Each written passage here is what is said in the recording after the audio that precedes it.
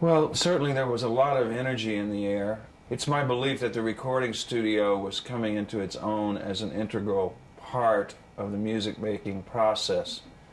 So all of a sudden, the studio itself was this fabulous toy that had an effect, a real effect on the music itself. Up until that time, the studio had been a device that you used to capture a performance, but now all of a sudden it's an instrument. And that's one of the main things that I remember as charging the atmosphere, because one would listen to, for instance, Pet Sounds and just be blown away. And people always think it was because people were taking drugs, but it wasn't. It was because the music was really different.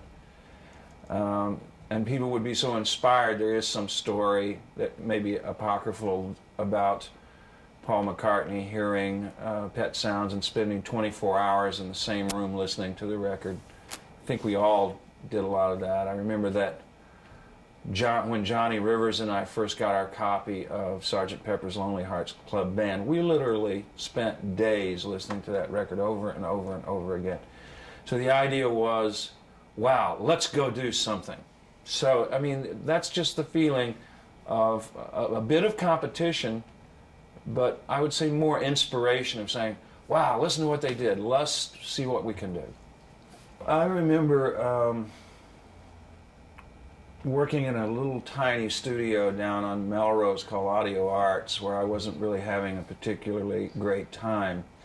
And somebody came over. My first job in the business had been at Motown, and somebody came over named Mark Gordon, who had been at Motown with me, and brought this young guy in to see me. And I had never seen him before, and I was struck by his complexion. He had hands like Dresden china, you know, and really beautiful blue eyes, and just a very self-assured guy. And I thought, he's not much older than me, but he's certainly seen a lot more than I've seen, you know. I got that impression. And this was Johnny Rivers, of course. And he made a deal for my contract. He really delivered me from this rather mediocre position in this. Part of what I did in this recording studio was sweep the floors at the end of the day. I was doing things like Rod McEwen would come into this little studio, and we would do 50 demos in the same day. And they would give me $25, and then I would sweep out the studio. The Lettermen came there, but I was always ancillary to something else. And suddenly I was signed to Johnny Rivers Music, and they made it possible for me to buy a Camaro. I bought a brand new Camaro convertible, and Johnny would take me to the Whiskey A Go-Go, and we would listen to all the Motown acts played the Whiskey A Go-Go, usually late shows. So you'd go and listen to Smokey Robinson and the Miracles like at 11 o'clock at night. Oh, I mean, how sophisticated this was, you know, for a young person like me. And we would go down and especially listen to John Lee Hooker, who Johnny Rivers adored this blues style. And he began to give me more and more responsibility in the studio, and that's where I first met, you know, the guys who've been called the Wrecking Crew. They've also been called the Four Horsemen. I heard them called that when I was first starting out. But the very first time I ever met Hal Blaine was years before, when I was doing some arrangements for Motown over in this tiny little place called the Bob Ross Music Service, roughly at the corner of Sunset and Vine. And I'd done this arrangement in all concert keys so I wouldn't have to transpose. So I wrote for xylophone, I wrote for trombones, I wrote for flutes, I wrote for violins. And at the end of this session, this kind of handsome, charismatic Italian guy, you know, comes over and he says, "You ought to stick with this." He says, "You're good." He says, "You're good." And Bob Ross came over to me after and said, "That's Hal Blaine."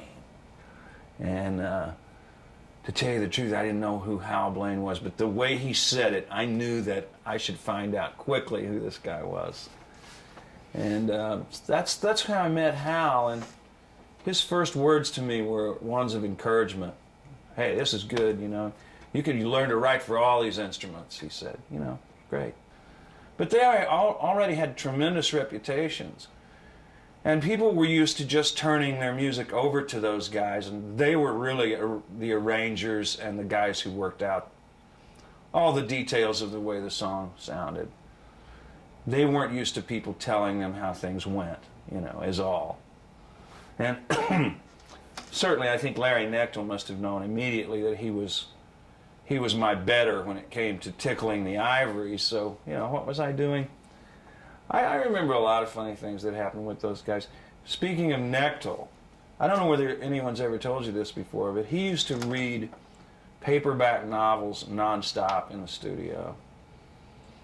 He always, and I remember one of the first times I ever remember watching him do this, is he would be playing a take like, and then they'd say, stop, stop, and he would go right here and pick up Lady Chatterley's Lover, and then he would read until, because there was something insolent about it that I rather liked. It was sort of like, I know what I'm doing, and it really doesn't matter what these people are going to say, and I'm going to read my book. And he had a very cool, distant, well, a sang-froid about him that I really admired when I was a kid, and try to be like him, try to be like Larry, you know.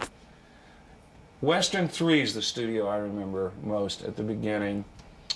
I remember working there with Lou Adler. I remember there was a great guitar player in there named Tommy Tedesco who played with those guys all the time, and he was Italian too, obviously, and he and Hal always had a kind of a competitive thing about them, who could make the rudest remark or who could tell the worst joke or whatever, which is, by the way, is very important in the recording process, because sometimes the tension becomes unbearable. And I can remember takes, and for some reason this number pops into my mind, but I remember takes going 63 takes. 63, I can remember engineers saying, take 63, you know, and well, guys have been there a long time. And on this particular afternoon, it was hot in there. It wasn't, Western 3 had been there a long time. There was no state-of-the-art studio. It was hot in there. It was a hot summer day. The air conditioners were not keeping up with the energy that these guys were putting. So about halfway through the day, you know, take 64, Hal took his shirt off and exposed all his rippling, you know, Italian manhood, you know. And so the guys went, oh, you know, God, get up. Take 66 came around, and now people are sweating even harder. And Tommy Tedesco stood up and took his pants off. And played the rest of the session, you know, without his pants. So that's kind of the way it was. It was one-upsmanship constantly, and who can be a little bit more ridiculous than the next guy, which was absolutely essential, because otherwise you would go mad. You would, you know. It's very difficult to do that. There's something just excruciating about it, really, because on any given take, one guy will do his part perfectly. Maybe three of the guys will do their part perfectly, but one guy will goof something up. Sometimes it's minor. Sometimes you have to listen to the tapes days later to determine whether he really did goof it up or not. But at that moment, the intensity is such that they'll say, no, one more. There's always one more. I never did understand that, because they would sit there all day and say one more, and it could be take 96, and they'll say one more, sure, after a while. But you understand that there was always the mathematical possibility that one or two of the guys might make a mistake. So the idea was for everyone to walk the tightrope at the same time. And that's harder than it sounds. And it especially when you get tired and when you've been there for a long time. And sometimes just something like a guy getting up and taking his pants off and everybody having a good laugh would, I don't know, expunge that tension, and the very next take, you know, would be the magic take.